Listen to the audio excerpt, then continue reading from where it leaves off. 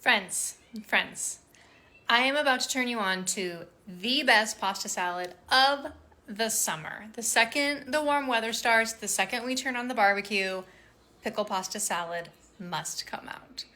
I'm sure this is like a well-known recipe, whatever, but I'm gonna make it for you now. Okay, looking at the ingredients of this phenomenal salad, there really isn't a lot of protein. As you guys know, I'm like always trying to find extra ways to add protein. I decided to add some protein pasta. It is more expensive, but I had a little bit left, and so I used the protein pasta, and I felt like it wasn't enough, so I had to add in some of my medium shells as well, just to get the right amount. So I cooked the noodles according to the box, and now I have had them soaking in about 1 cup of pickle juice. I think the longer you can let this stuff sit and soak it in, the better. So for me, this has been soaking for about 20 or 30 minutes. I'm going to drain it off. You're gonna discard that pickle juice and put it back into the mixing bowl. Okay, I'm back. I drained off all the pickle juice. I realized I needed a bigger bowl, so I swapped that out. Calls for 3 tablespoons of minced white onion.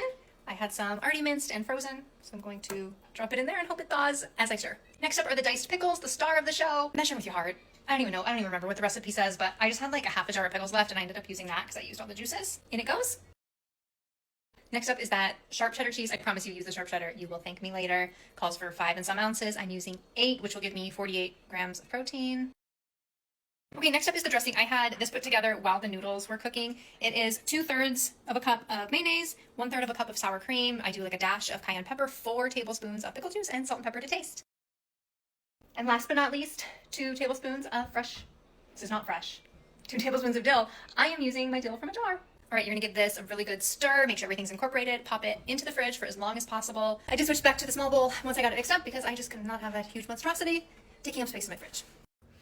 I forgot to record the final product, so this is the next day. This is what's left of my salad. Trust me, you're gonna wanna make this. You won't regret it.